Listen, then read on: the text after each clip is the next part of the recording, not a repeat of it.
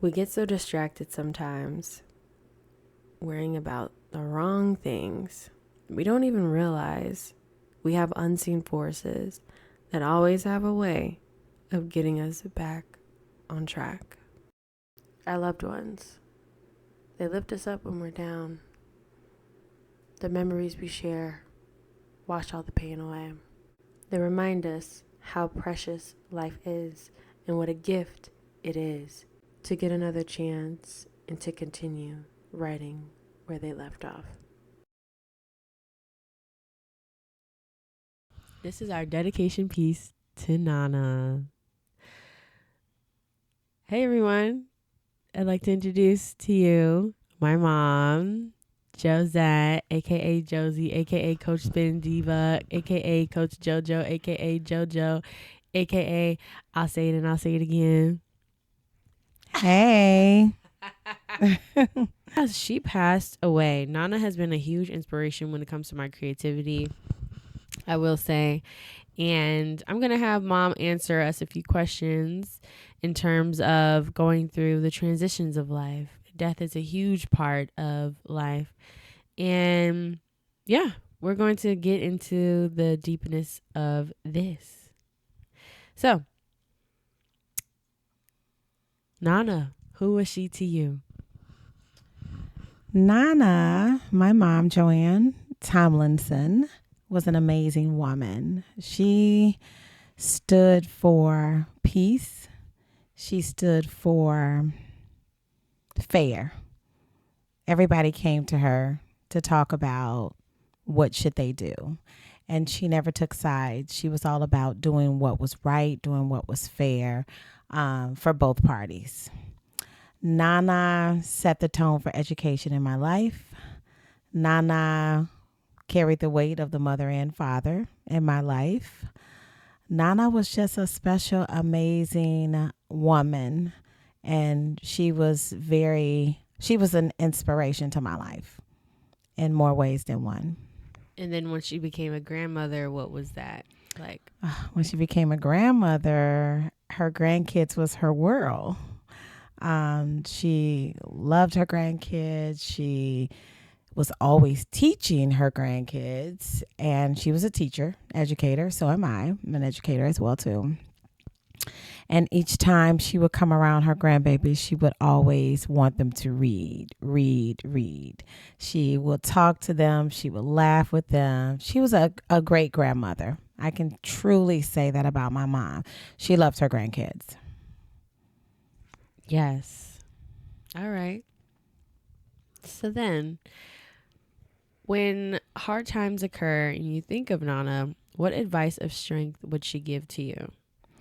The advice of strength my mom would give to me is keep pushing, pray, put God first.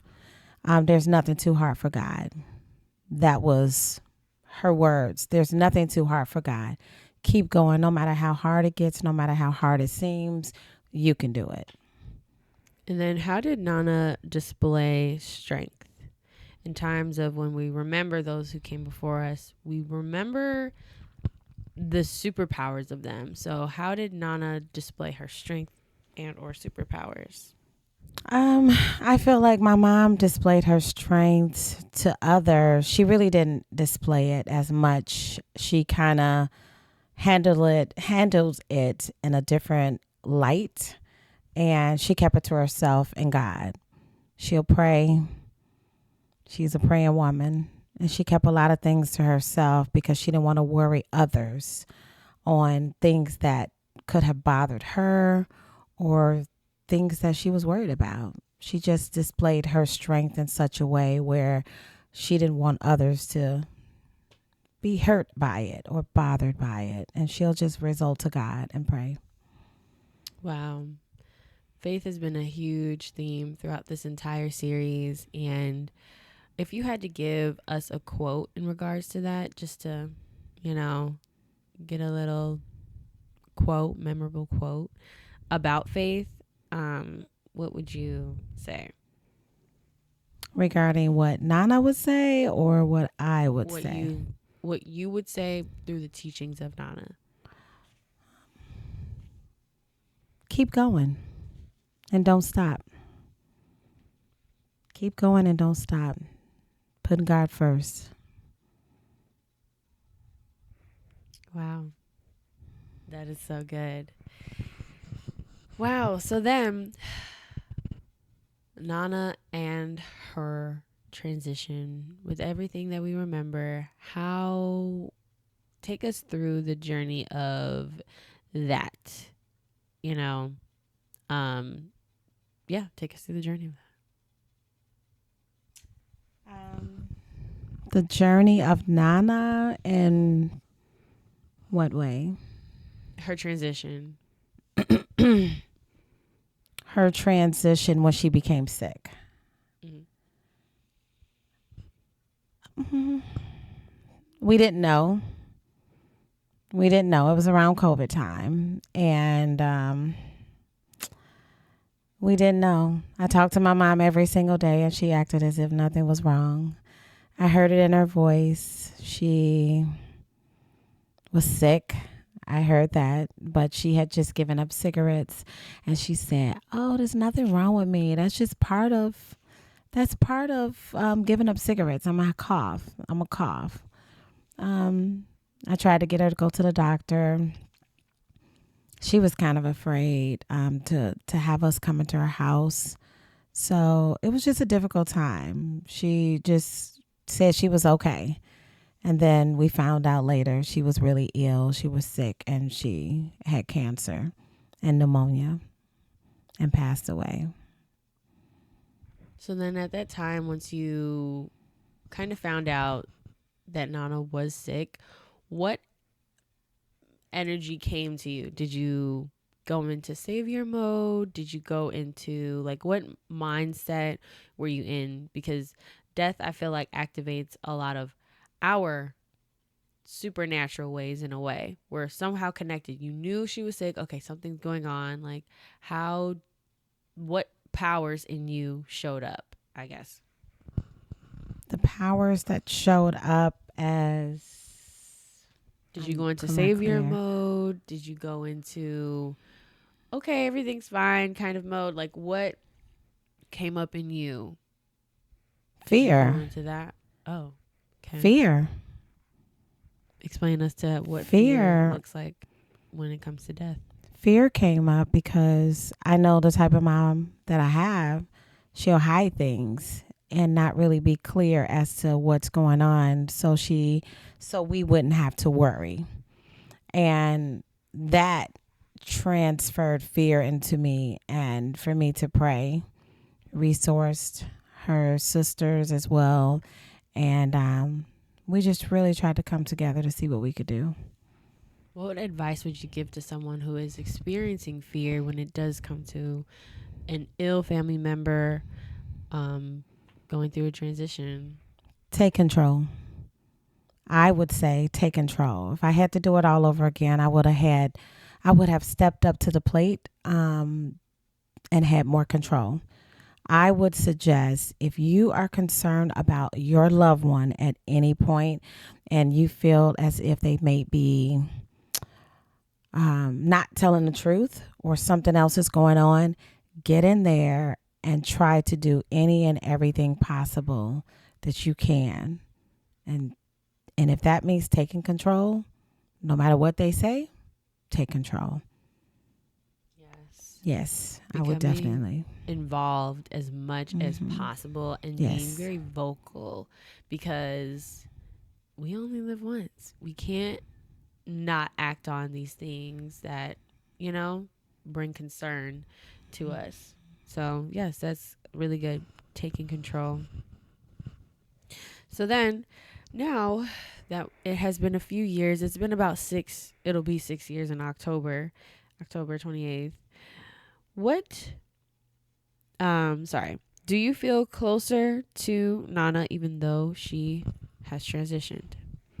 Do I feel closer to Nana though she has transitioned? I can't say that I do, that she's transitioned. I feel like I was more closer to her as she was alive. But I'm close to her in spirit. I would say that. because I keep her close to me all the time. Decisions that I make, I keep her close. Um, yeah. That's so good. Yeah, I do. How does her spirit show up? Mm. Her spirit shows up, and when I'm thinking about my children as well, I know she will want to be around to see these moments that my kids go through and have. She want to be there. Yes. You want this tissue? Yeah.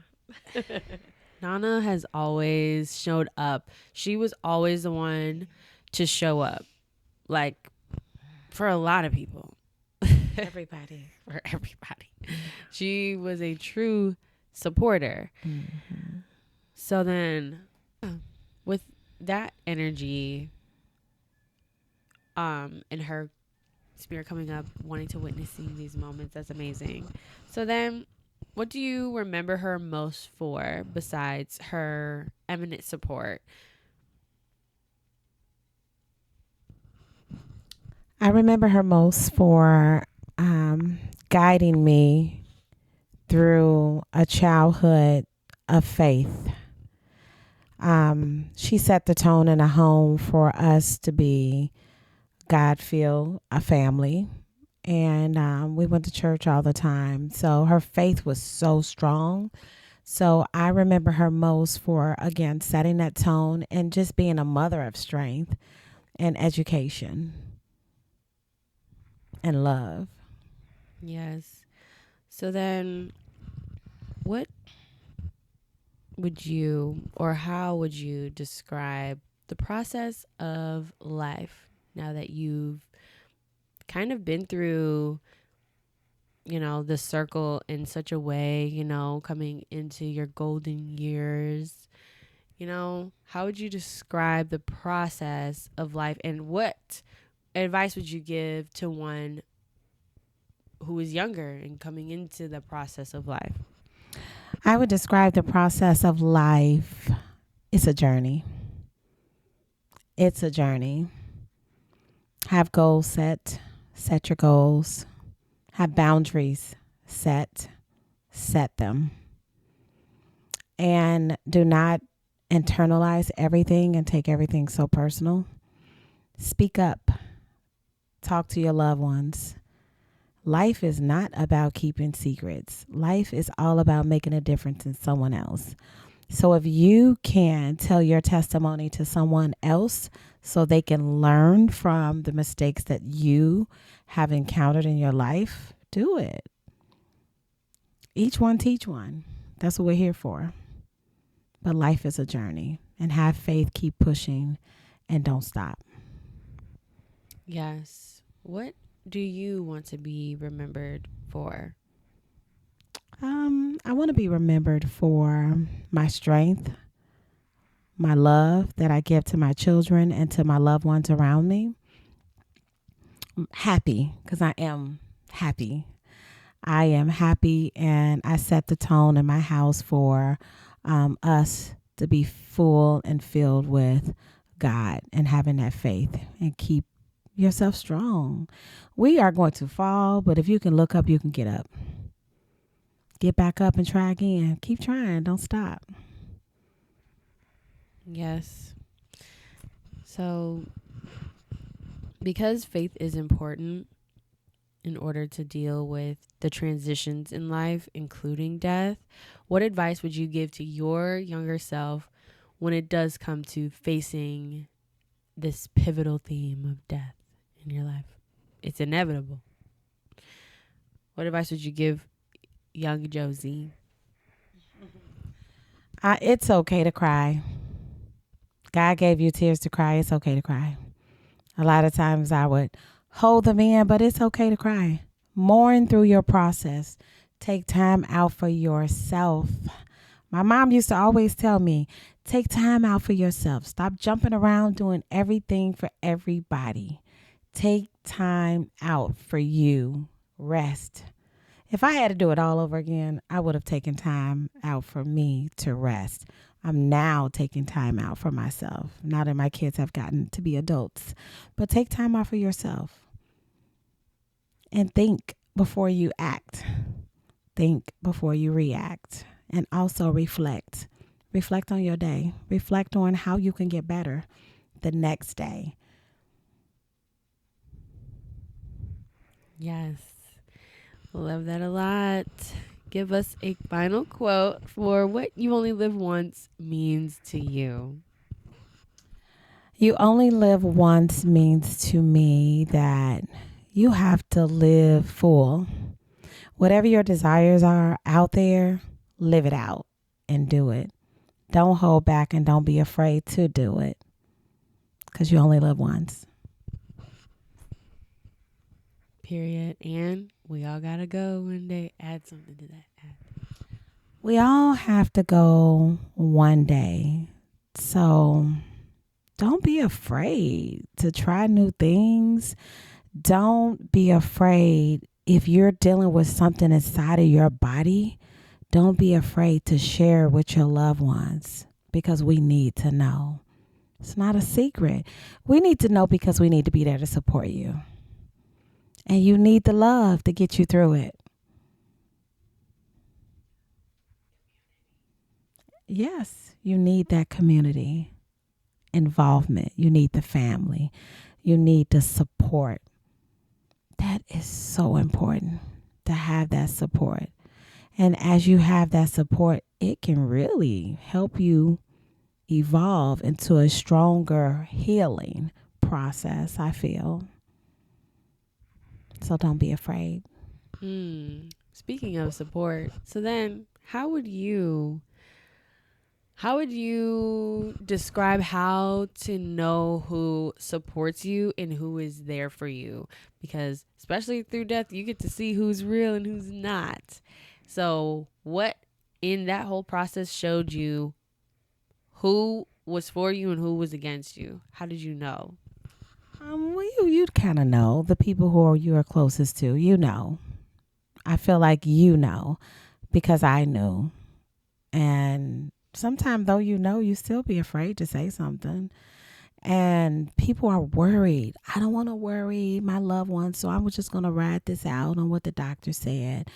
And I say, go to the doctor. Get your body checked out. Get a checkup. Don't be afraid to go. And don't be afraid to reach out to your loved ones. But you will know your community. You know your loved ones are there. It's okay to walk alone. It is okay. It's okay to be silent. And it's okay to spend time with yourself. And life will show you who's for you and who's not for you. Life will. You'll see the signs. Pay attention to those signs. Pay attention to the signs. And once you see those signs, move around. You got to move differently. That's what I would say to my younger self. Pay attention to those signs. Sometimes we avoid the signs. We don't want to see it like, oh, that's, I want to do it because. Yeah, pay attention to the signs and walk alone and don't be afraid to walk alone. Yes.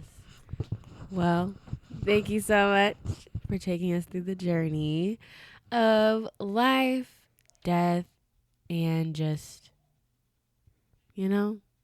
existing, creating your legacy. Any final words of wisdom that you'd like to give to us? Just being. Keep trying and just don't stop. You're going to make mistakes, but learn from those mistakes that you do make because you only live once. Period. Thanks so much, Mom. Thank you.